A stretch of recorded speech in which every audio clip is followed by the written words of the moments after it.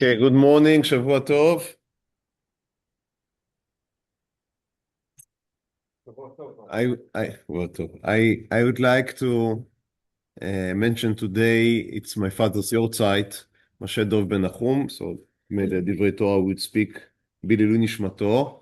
I also chose for the hero for today, our topic for today would be Rabbi Meir Shapiro Lublin, who was two things. He was the founder of the Tafyomi, which my father was used to learn.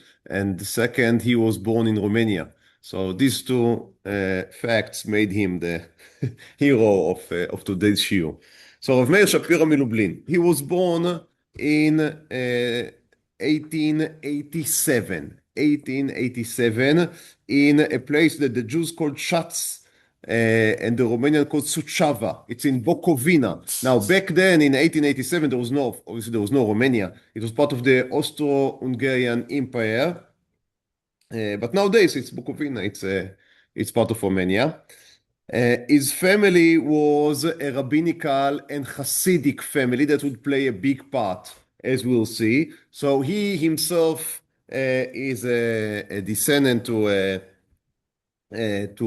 famous, one of the famous Rabbanim, the Hasidim, the Admorim, and also Torah teachers and Torah scholars. His grandfather was an author of a famous halacha book named the Minchat Shai, not so famous maybe today, but very famous in the time. And also nowadays, Rabbanim Poskim do use the book. And this grandfather taught him when he was in a young age.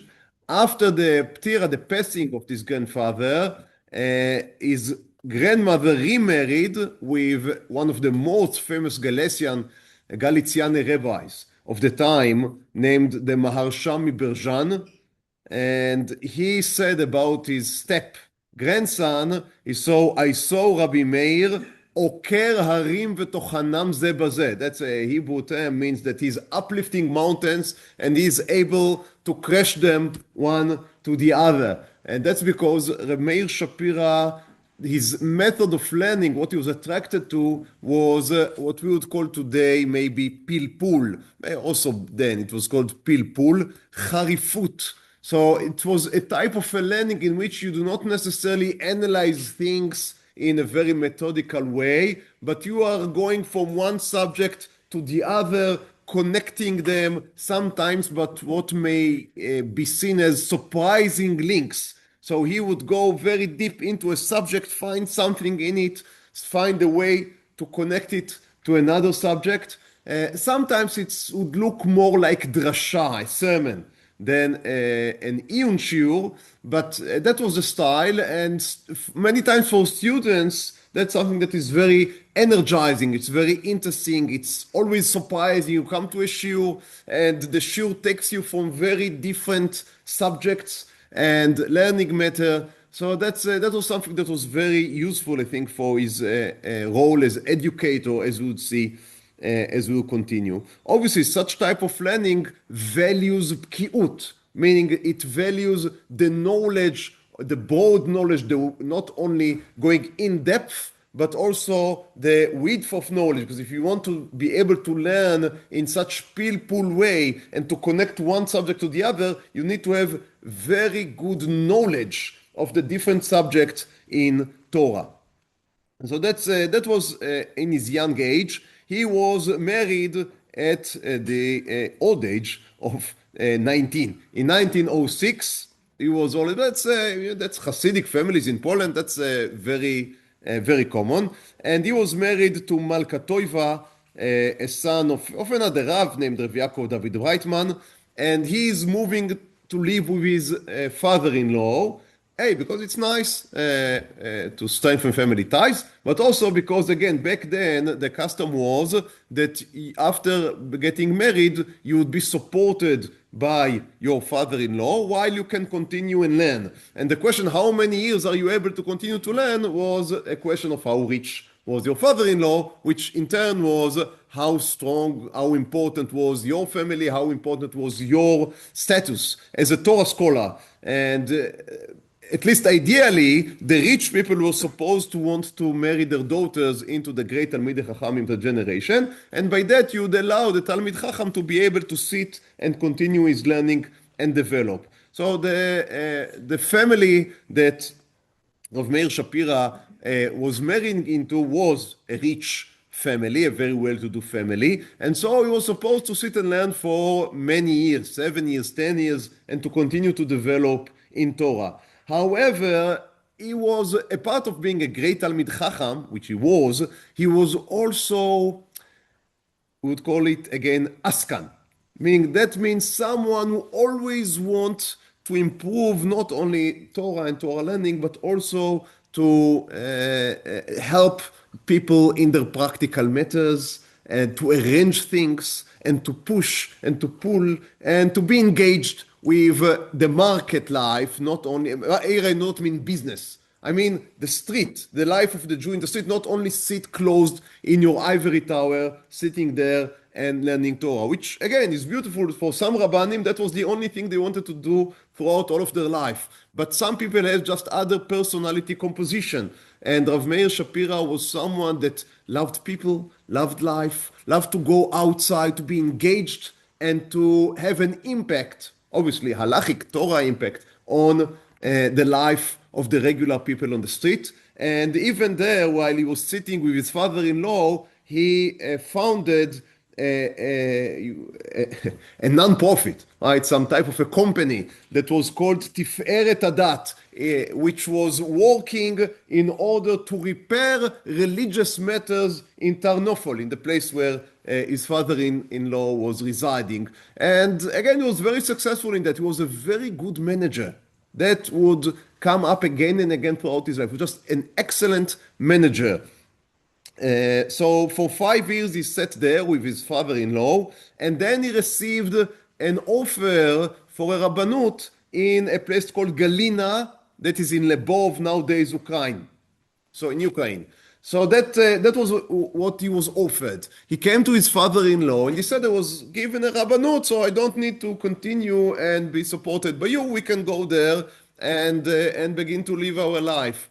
And they say, the story is that his mother-in-law came and she said, I have here an envelope with the equivalent of today would say $100,000. I am willing to give you that a year if you and my daughter would stay here and we would continue to support you. You can sit down and learn. Everything would be beautiful. So that is both because she wanted him to continue to learn. Also, we can assume because she wanted her daughter and grandchildren that she hoped that would be born. They was not still born, but that they would be next to her. However, he said, I am not going there for the money. If I would have wanted money, you are right. The right place to stay is by you. I want to go there in order to have an impact. I want to put into action the Torah that I've learned. And so after 5 years, they are moving in 1911. They are going to Ukraine. And of course, he's doing everything in the Rabbanut. So he's working for Eruv, for mikveh, for Shabbat. They say that there was a problem of Shabbat keeping by the shopkeepers. We have to understand that's the beginning of the 20th century. In Eastern Europe, you have a collapse of religious life in many places. And many Rabbanim were trying to fight it tooth and nail in different ways, which was sometimes successful, sometimes less. Unfortunately, in the war, however, everything anyway was more or less decimated.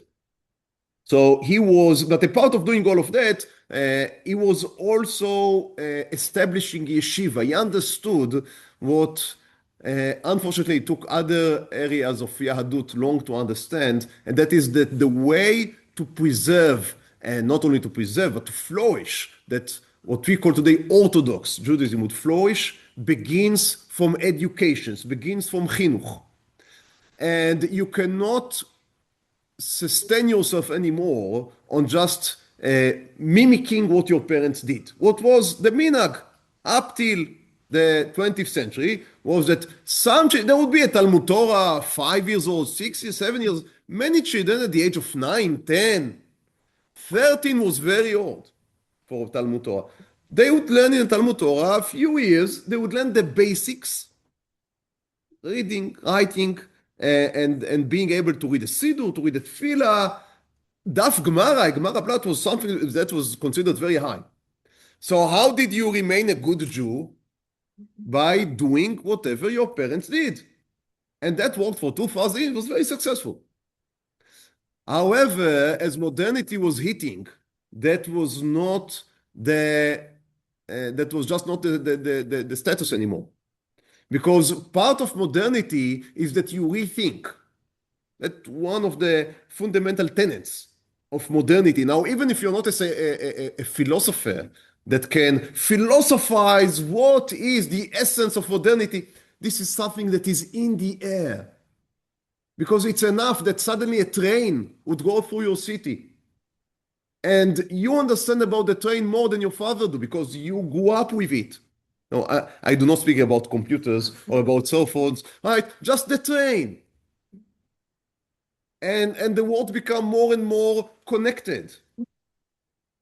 And suddenly the young generation feels that if the world is improving, that means that I, as the new generation, is more improved than my ancestors. Now, that's even if you had never heard about Darwin, and you do not necessarily have to be exposed to science or to philosophy.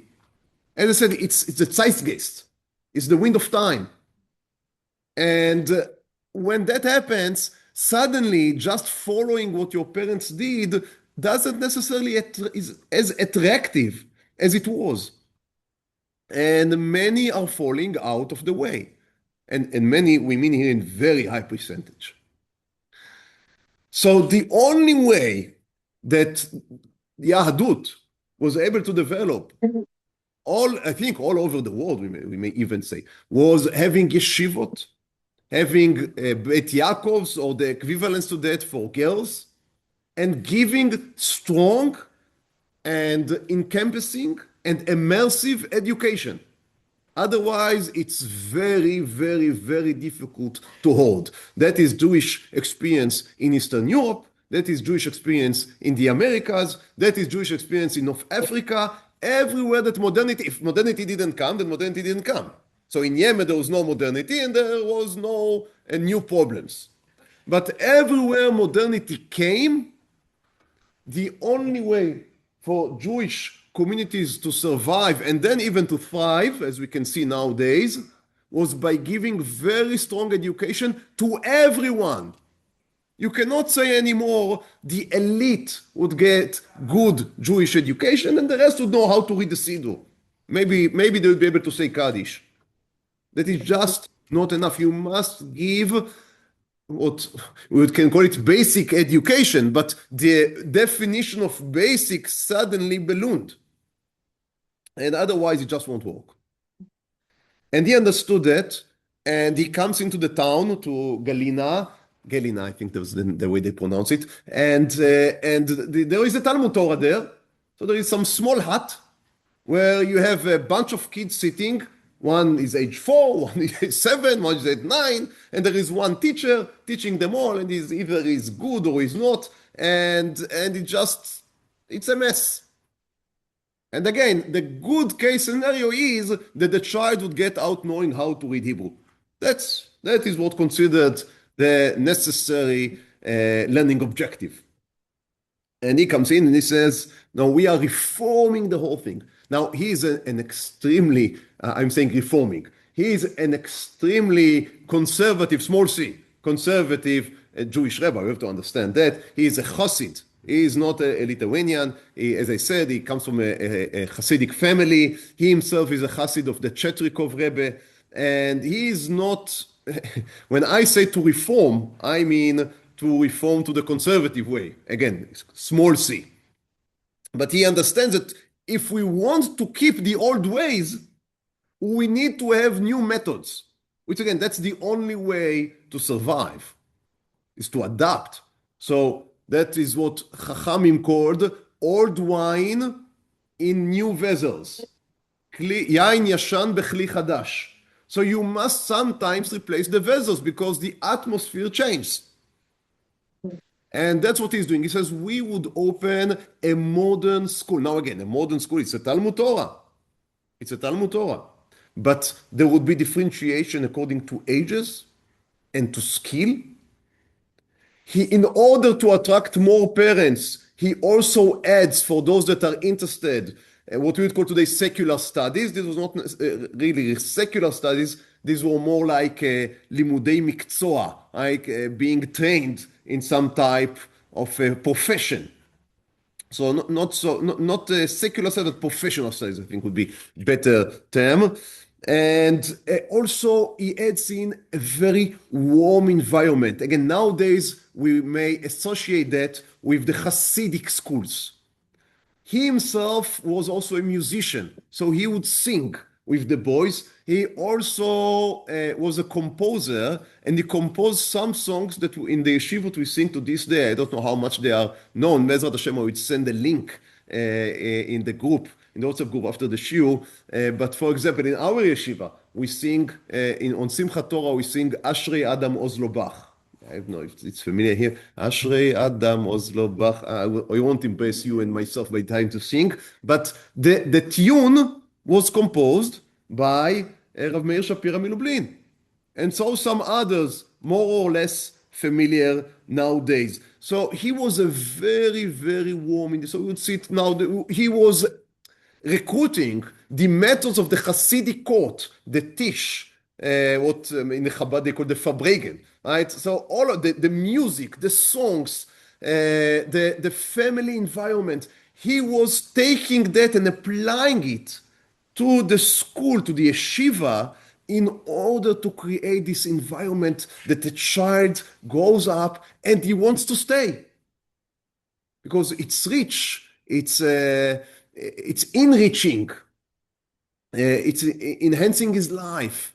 He feels connected. So the things outside do not attract him anymore because he has what he needs in Torah and he's happy.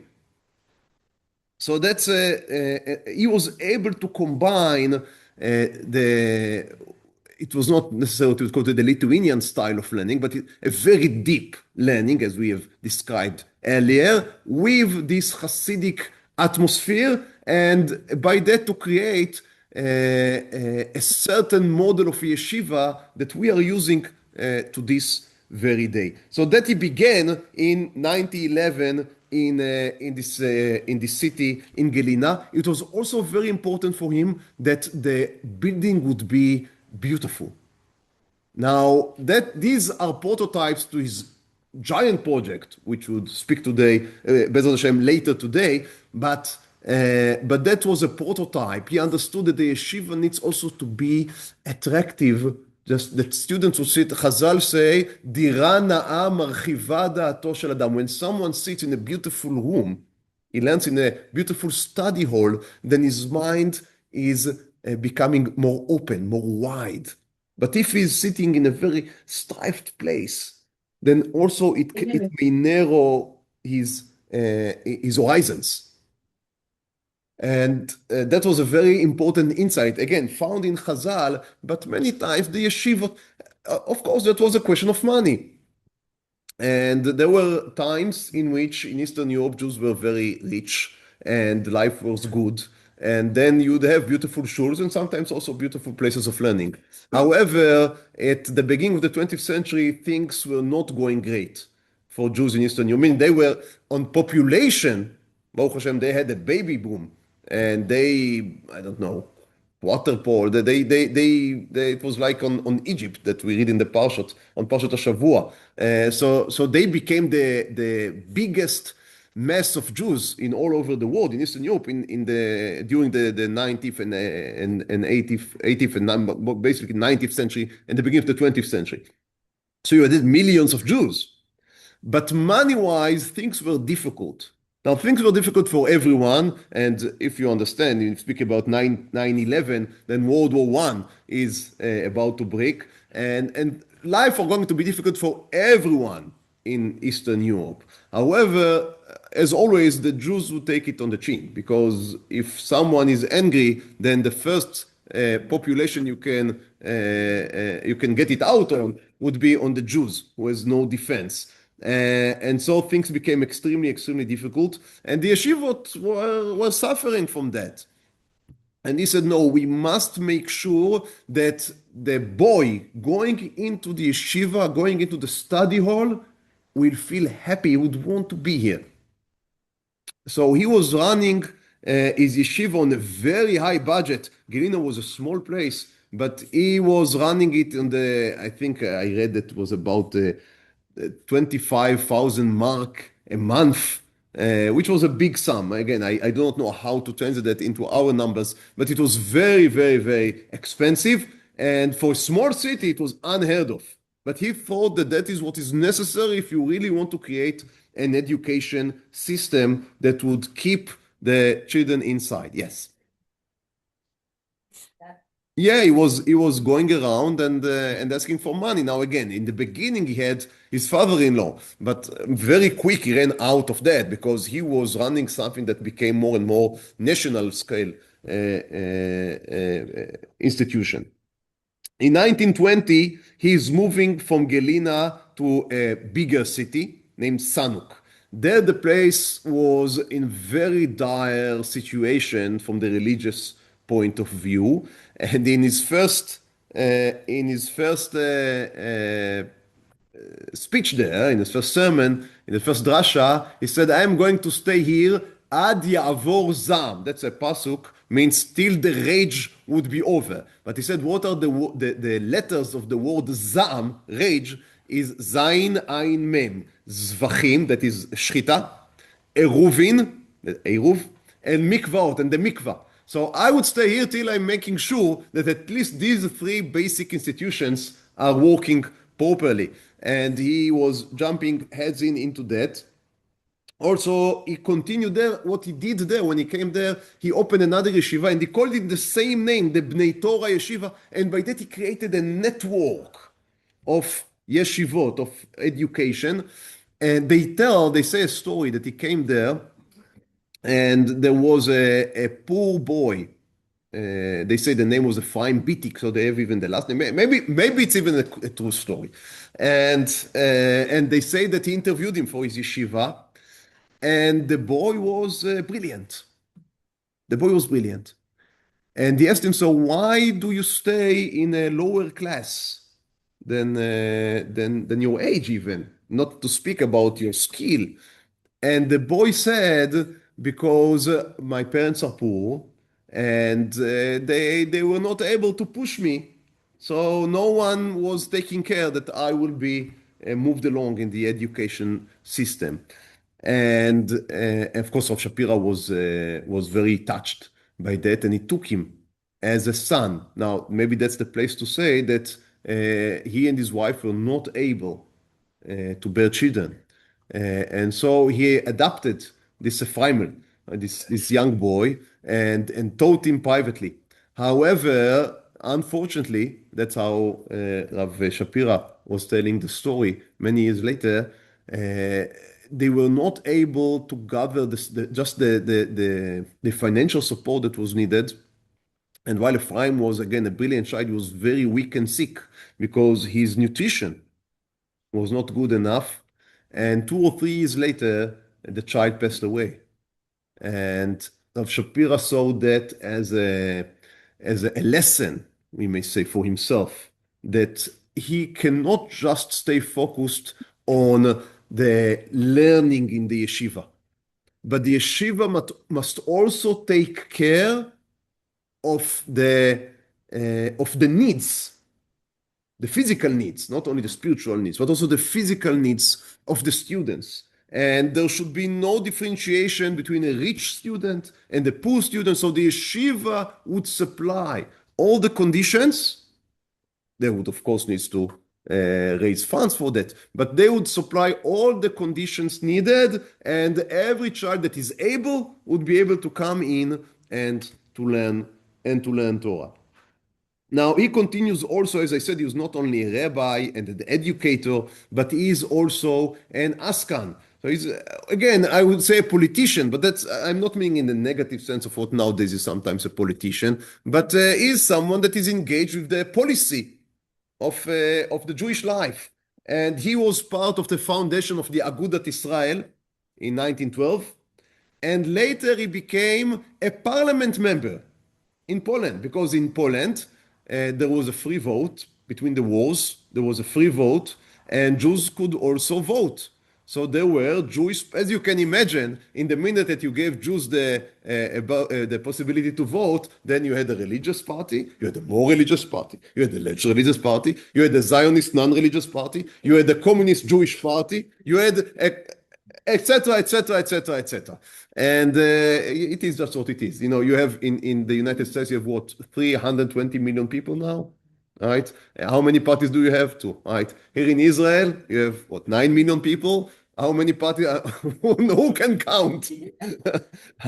so, it is just Baruch Hashem. This we love our people, and so there were many different parties. And Agudat Israel, again, Aguda means the union, because everyone, no one has only a party, everyone is a union. So that was the union of the Haredim, and he was asked to become a parliament member. So he was also a parliament member. He was, as you can imagine, he was mostly responsible for Jewish affairs, meaning the appointment of rabbis, formal rabbis, etc. But he was also trying to fight anti-Semitism, which the Polish nowadays, they said that nothing never happened, that they were always Jewish. And I think they passed a law in Poland. You are not allowed to say that there was anti-Semitism in Poland. So again, passing laws is very easy. So that's okay. However, there was. So we are not in Poland now, so we can speak. And they say again, the stories are that he was a very witty person, very sharp. And they say that there was a certain a parliament member, a Goy parliament member, that said that he was very happy because he was walking the other day, and on the park there was a sign that the entrance for Jews and for dogs is forbidden. And he was very happy. And Rabbi Meir Shapiro asked for permission to speak, and he said, so that means that both you and I cannot enter. But again, did it help in the long run? I am not sure, but there was nothing that could help. So at least he stood for Jewish pride, we may say, and he was helping in the Jewish affairs in whatever was possible. But again, that's so interesting that you have a Jewish rabbi who was again a super Talmid Chacham, and also engaged in education, and also engaged in askanut, in politics on the highest level. So obviously a very skilled man and all of that when he's hardly 30, 35, 33. In 1923, there was the first time that there was a convention of Agadut Israel in Vienna, and there he suggested the idea that would revolutionize Torah learning for so many people, including my father, Zichrono Livracha. And that is the idea of the Daf Yomi. Now, in the beginning, he tried to run it through, there was like a high committee, that if you could run it through it, then basically the vote on the floor would be just a formality. However, in the committee, that was not accepted. It was voted against because some of the rabbis felt that's not a serious enough learning a daf, a page a day, that's too much. Others felt that for yeshiva students it's too little, so it's not good for no one. And there was even someone that said, which I don't know, his name is recorded on the records. I don't want to share the name because I know that he is known, but I feel that it's something that is a shame to say. He said that how can it be that every Am Haaretz would now finish the Shas? I would say Baruch Hashem. Yes, let every Am Haaretz finish the Shas and become not an Am Haaretz. Well, how can you oppose such a? It's so anti-Torah values to oppose the ability to teach everyone. So you can say, sometimes you can say you dilute too much. That I can understand such a critic. But to say I don't want as many people as possible to engage in Torah learning, that's, I don't know. For me, it sounds stable. But he was not able to pass it as a vote in the committee. That's the bottom line. But however, he has one great supporter, and maybe the most important person, the Chafetz Chaim. The Chafetz Chaim thought it's a fabulous idea. So the Chafetz Chaim said, I will tell you what we will do. You would not run it through the committee because it's not passing. However, you are allowed to raise it as a personal suggestion, as a personal offer, a private law. And you do what I'm telling you. Come to the convention 20 minutes late. Be 20 minutes late. Okay? Chafetz Chaim says you do. Or the Chafetz Chaim says you do. So he came 20 minutes late. The Chafetz Chaim made sure that he's sitting in the center. And in the minute that Rabbi Meir Shapiro was, again, we speak about 1923, he was born in 1887, so he was, what, 36. 36. The Chafetz Chaim was, I think, 90. In the minute he stepped inside, the Chafetz Chaim stood up from his chair. If the Chafetz Chaim stands up, everyone's standing up, of course. So the whole convention is standing up for this young man coming in. Now, he didn't know that the Chafetz Chaim is going to pull the trick, so I'm sure that he was very much surprised. However, now he had the attention of everyone. So he gave his speech about the Dafyomi. If you'd please pass along these pages, I'm also going to share it on the screen for the Zoom.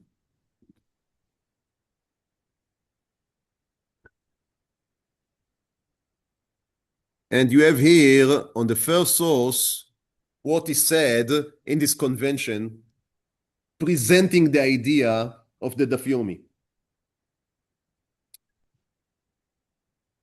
So he spoke in Yiddish. That's a translation Hebrew. So of course something would be lost when that was translated from Yiddish to Hebrew, and now I'm going to translate it to English. However, bear with me. I think that the essential would remain.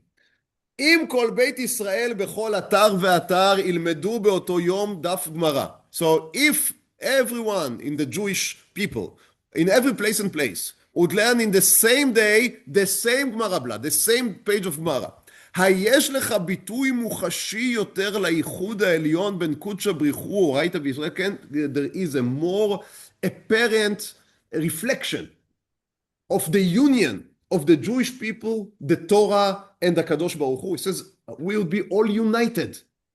We will all be united by the same daf. נוסע לו יהודי באונייה. So a Jew is in the boat. ותחת בית שחיו, and he's holding under his arm, מסכת ברכות. He is traveling 2 weeks from Israel to the United States of America. I think it was very quick for the time, 2 weeks from Israel, United States of America. But 2 weeks. כל יום לפנות ערב הוא פותח את המסכת. So every day, between מנחה and מעריב, he opens the brachot, the מסכת, and he learns the page of the day. And then when he stands on the ground of the United States, of אדמת ארצות הברית, הוא נכנס לבית המדרש בניו יורק, he steps in a בית מדרש in New York, and he finds Jews עוסקים באותו דף. And he can enter the shiur. Now again, for us now it's a simple reality. But think about that for a second. It is amazing. It is amazing. So all the Jews everywhere are learning the same daf. And you can just step in a shiur in a Sephardi shul, in a Ashkenazi shul, in a Yemenite shul, again in the United States, in Europe, everyone learning the same page. הם מצטרף ללומדים בחדווה, הוא מתפלפל עם הלומדים, הוא משיבים לו, so and they can ask questions, and they can answer, ונמצא שמו הגדול מתהדר ומתגדל, and the name of God is sanctified and is glorified. יהודי מארצות הברית עומד ונסע לברזיל שבדרום, או ליפן שבאסיה. So a Jew from the United States, it's interesting, it's fascinating with the United States, right? But I'll speak about it in a few minutes maybe. But so a Jew from the United States, now he is going to Brazil. You know that there were many Jews coming to South America at those days and for Argentina. So he's traveling to Brazil, he's traveling to Japan. I don't know how many Jews were in Japan, in Asia. הרי הוא עומד ונכנס לבית המדרש. But how many rabbis at the time even knew about Japan? I mean, so obviously he's a worldwide man. He sits in the parliament in Poland. He's involved. We know about Japan because the Russian Japanese war. That's a good point. You're right. That's a good point. הרי הוא עומד ונכנס לבית המדרש ומוצא כולם עסוקים באותו דף שבו עמד היום. יש לך איחוד לבבות, so that's a uniting of the hearts. ויהודי אנגלי, so even the English Jews, שהחליט לנסוע לצ'כיה ופולין, and he decided that he wants to travel to צ'כוסלובקיה או צ'כיה, and Poland, נכנס לבית המדרש, הוא מוצא את הכל עסוקים בדף של היום. הרי הוא מצטרף ללומדים בצוותא, נמצא לימוד התורה מופץ ברבים בחדוותה, היש קידוש השם גדול מזה. And he says, and the part of all of that, there are masechtot that are hardly being learned. In the yeshiva there is a certain curriculum, but there are masechtot that are left on the sides. So now you have a daf yomi, no page would be skipped. So all the Torah would be learned. So it's uniting the Jewish people, it's uniting the Torah, and everything is united with HaKadosh Baruch Hu. And the last line, והעיקר, הנוער היהודי. הוא החייב ללמוד ולהיות המתחיל במצווה זו של תורה בסדום. So what he imagined was that, like nowadays, we have a set curriculum in all of the schools, or at least there was supposed to be a set curriculum, and you can, so if you move from one school to the another, right, as a boy, there is a set school, and then also the Ministry of Education can give materials for the teachers, and everything is standardized. Okay, so that's very good for education. So he was envisioning that it would also be adapted in schools. Very interesting. That didn't work. School doesn't work with the daf yomi for different reasons. However, the daf yomi is maybe the first social network, we may say, the Jewish social network. Why? Because as he said, everyone is on the same, like there is a Facebook and there is a Talmud page. So everyone is on the same page, and you can also always interact. And there can be newspapers with chidushim. So everyone sends. Right, so in Europe, nowadays they have online, and you can send your chidushim, and they publish them, and other people can interact, because there is one amud shidra, right? How do you say? A spine. There is one spine that everyone can connect to, and that was his idea. Now, after the Chafetz Chaim stood up, they were able to pass it through the floor. So it was accepted that the Agudat Israel would publish that as a takana. However, it was still not sure, would it work or not? And they say that the great pusher of the daf yomi was the Rebbe of Gur, because this decision was taken on Tet Elul, the beginning of Elul, and the decision was that daf yomi would begin from Aleph Tishrei, from the Rosh Hashanah of Taf Reish Pei Daled. Now, to be honest, if they would have asked me, they didn't. But if they would have asked me, I would say, wait for after Rosh Hashanah. Rosh Hashanah is the holiday. Who has time? It's problematic. On Rosh Hashanah, people would make the decision, and they would begin on Gimel Tishrei, on Tzom Gedalia, I would have said. But they said, no, we should begin on Rosh Hashanah for a good judgment. And okay, they made the decision, and the Rebbe of Gur, the Ger Rebbe, thought it's also a wonderful idea. So what did he do? After the Tfilat Arvit of Rosh Hashanah of Taf Reish Pei Daled, he said to the Hasidim, I am now going to my study room to study the first daf yomi, Brachot Bet Amud Aleph.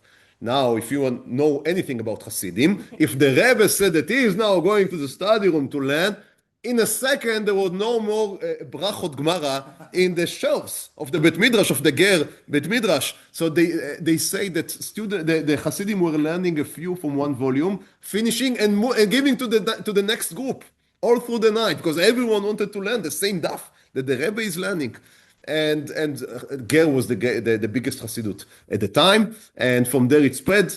And Baruch Hashem, we know nowadays that it's one of the pillars of Jewish Talmud Torah. So that's amazing. So a person, one Rav, with one idea, he was not the only one floating this idea, there were others, but he was the one that took it and make it real. So one Rav with one idea, and just with some help from friends, as we said, but pushing it through. And they say I'm sorry, maybe it was the Chafetz Chaim, I can't remember, but one of the Rabbanim that were there said to him, you can only imagine, after your 120, you would come to the heavens, and they say that if you say a good word, a good idea, in the name of some of the Tanaim or the Amoraim, then he would greet you. It seems to be very good. Then he would greet you on the heavens when you go up. But he said, all of the Tanaim and the Amorim would greet you. Because just imagine how many learning of their Torah you have increased. And being able to create. Now, that's, again, it's a very modern idea. This interconnectedness. Everyone learning the same page. And education for adults. Because that was, in the end, he dreamed about boys, but also it is for adults. And in the end, that's what it became. So that's very modern in its nature. It requires a certain level of ability, which is only being granted by our modern yeshivish system education. So that's a very modern project, but it's a modern project that is here in order to conserve, to continue the old values. So in many ways, that's the essence of the ideas of Rabbi Meir Shapiro from Lublin. In 1924, he moves to become the Rav of Pure Tirikov, where he also prints his Responsa Ora Meir. Now, that's a responsa book. It has many pilpulim. I went, I think, for almost all of the book yesterday night just to find one tshuva that would be appropriate for learning here in a few minutes, and that would be easy to explain. But it goes very deep in every tshuva he gives. So it's very difficult to give something. Is there different? Is aguna a question? He's dealing with the breadth and the width of everything. Excuse me.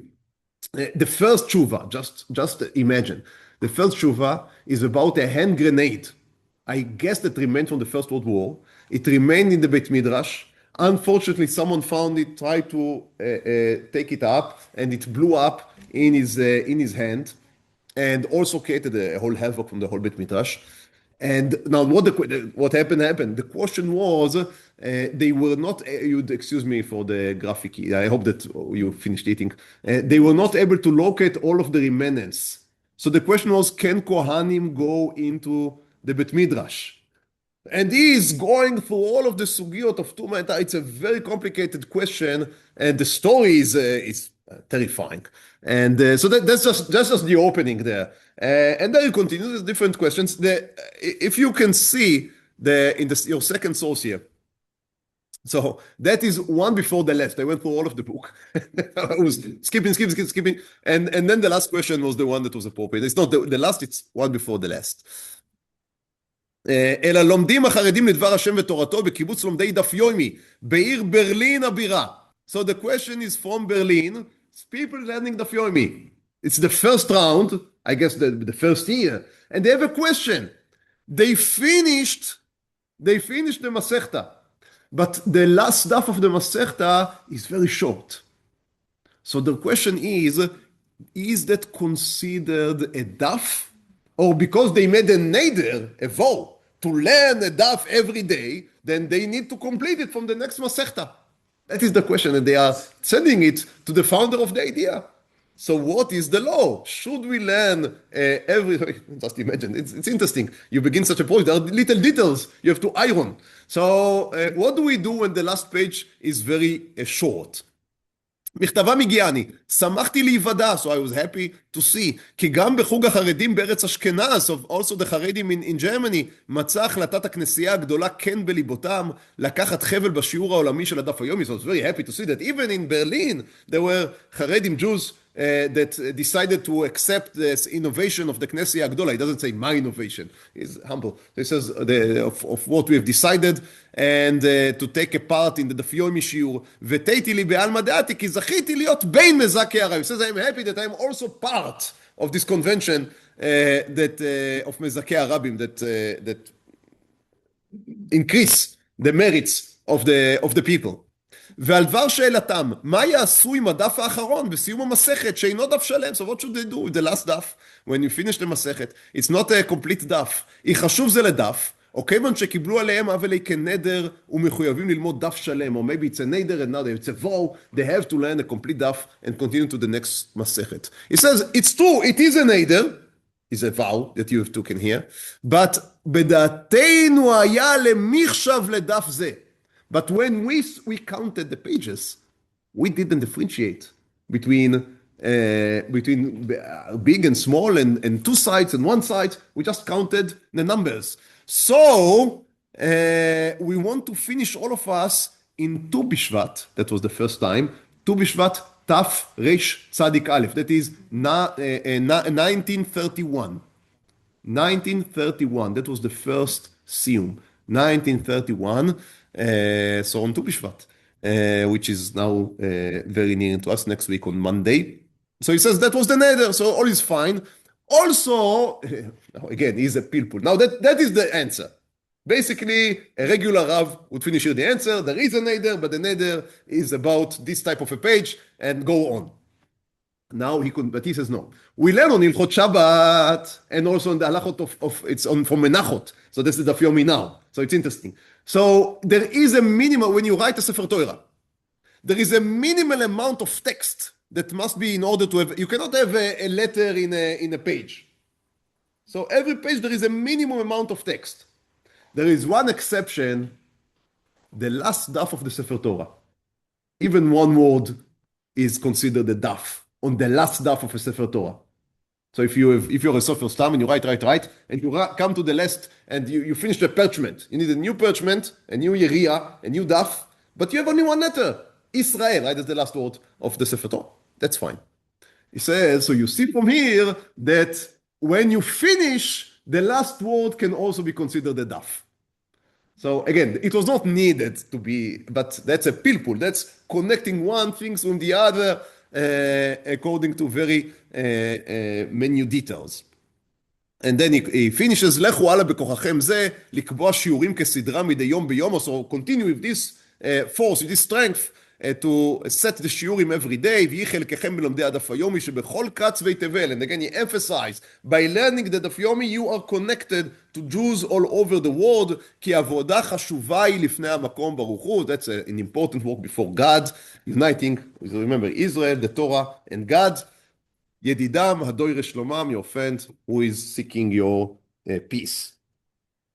Now, also in 1924, not only beginning the Yomi, but also he has this idea, having a worldwide yeshiva, not a worldwide, but a world center, we may say yeshiva. And he decides that in Lublin, in Poland, he would build the greatest yeshiva that ever had been. And that would be called Yeshivat Chachmei Lublin. And he wanted it to be it was the most modern building in Lublin. It would have a water system. It would have electricity. Now, again, you may think electricity. In Poland, in the 30s, that is something that is not necessarily everywhere. So sewage, water, running water, electricity, 6 floors, a huge building, with what we can say a Torah laboratory. He had a room with a model of the Beit Midrash. So when students learn Zvachim, they can go in. Nowadays you learn Zvachim and Nachon on the Yomi. You go in and you have a model. So you can see means the Mizbeach and going on the Mizbeach. So that's a laboratory, right? So to have everything being with examples.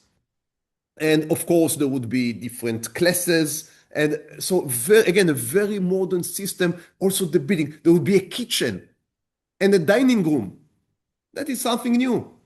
It had been in Volozhin, they had something, but not as beautiful and glorified as he was going to build. That would be the Harvard of the yeshivot. And it began to build in 1924. And then a few years later, he understood that he's not going to have enough money. So he went on a raising funds tour in the United States and in Canada. Many stories. Again, he had wits. So there are many stories about how he's going to a certain Nadvan, a Gvir, and he's asking for money, and then the Gvir says to him, but you know, there's a Mishnah in Avot, כך היא דרכה של תורה, that's the way of Torah, על הארץ אתה ישן, you should sleep on earth, and you should eat only bread with salt, and drink a little water. So there are different answers. Every time he gave a different shtoch to anyone who suggested that. So to some he said that this Mishnah is maybe it's an afilu. Afilu im, right? Even if you have a gun, then you need to, but of course, if you, to some he said that it is with a question mark in the end. Kachi darka shel Torah, do you imagine that's how Torah should look like? That people would sleep on the ground and eat bread with salt? And to others he said, you should look at the Mishnah, it says, Kachi darka shel Torah, על הארץ אתה ישן, בפת במלח אתה אוכל. So he says, no, it's for you. You should give all of your money and then you should sleep on the ground. The Torah students should sleep on. Okay,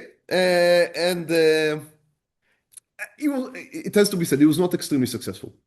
I mean, I guess that he was a good orator. They say he was a good orator, and he had wits, and he was likable. But that doesn't mean that you are able to cause people to separate from their money.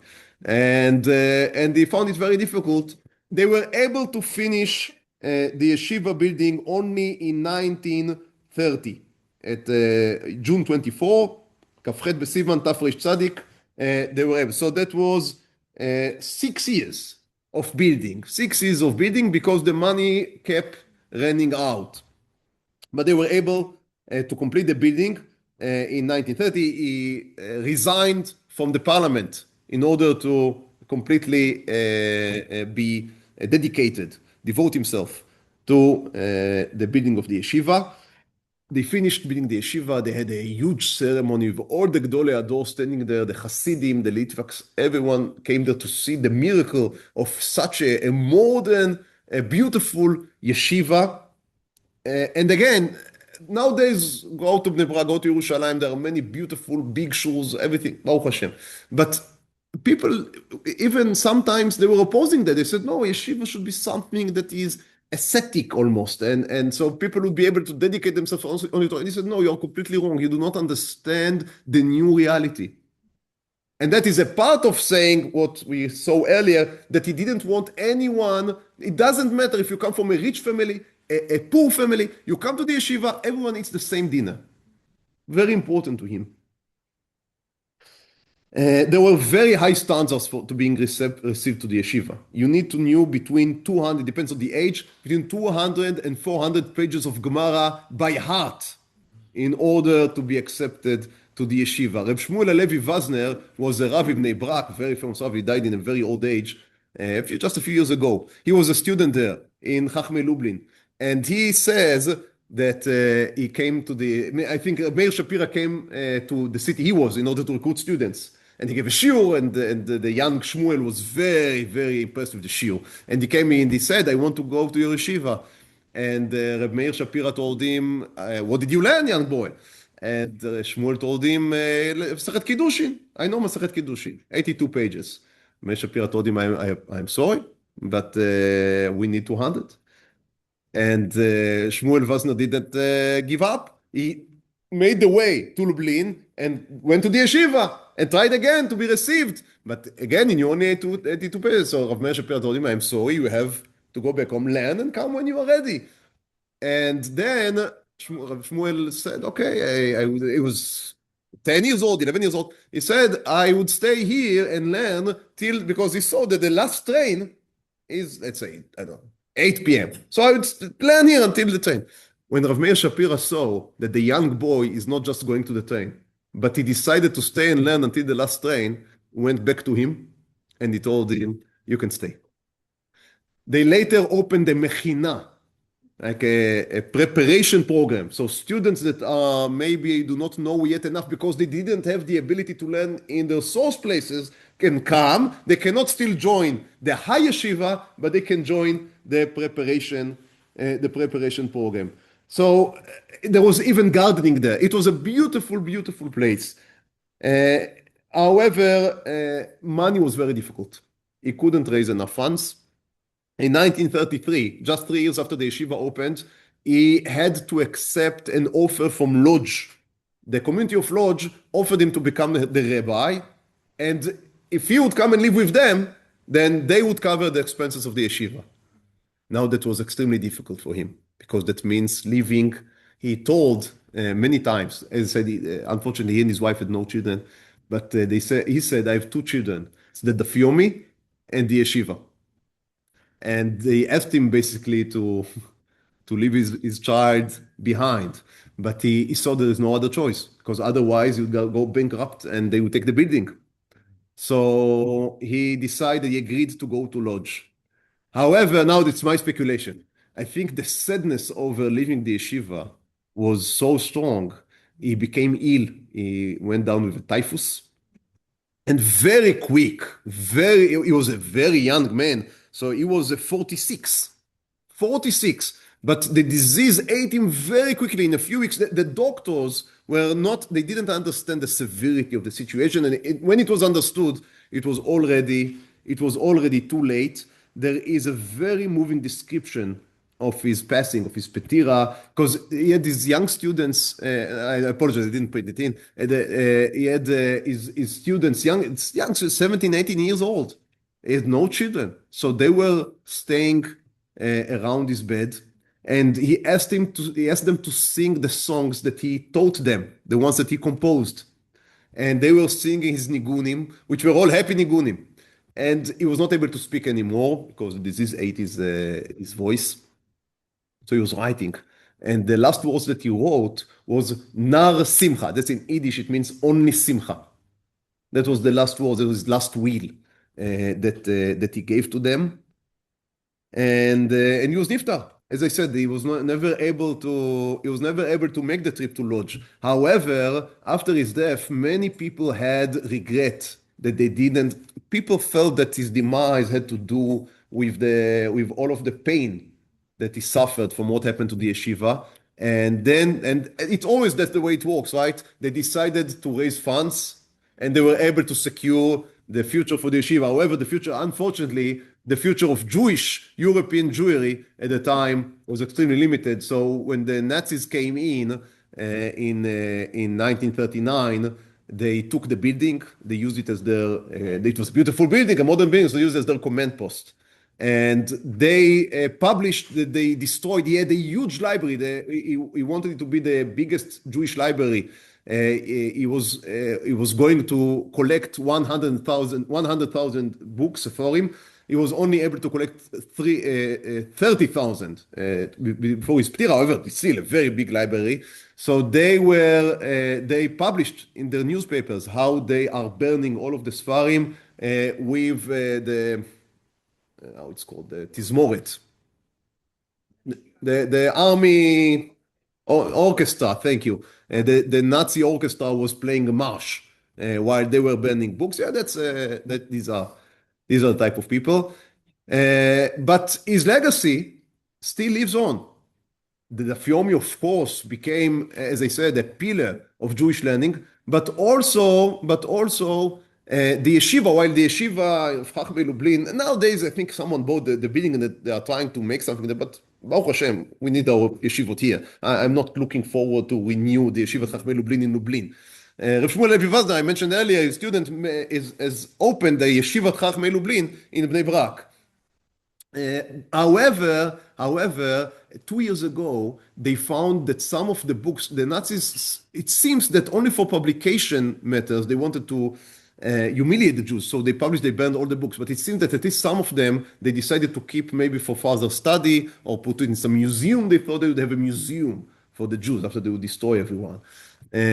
So some of the books were found in Warsaw. And it may be that some other books that now they are looking because they hope that they would be able to recover other parts of the library. And we would finish, I think, with Rav Shapiro's words, "Rak besimcha," which are the legacy that he had left us. Thank you for joining us, and may the words be le'ilu nishmat of Rabbi Meir Shapiro, of course, but also of my father, Zichrono Livracha, Moshe Dov Ben Nachum.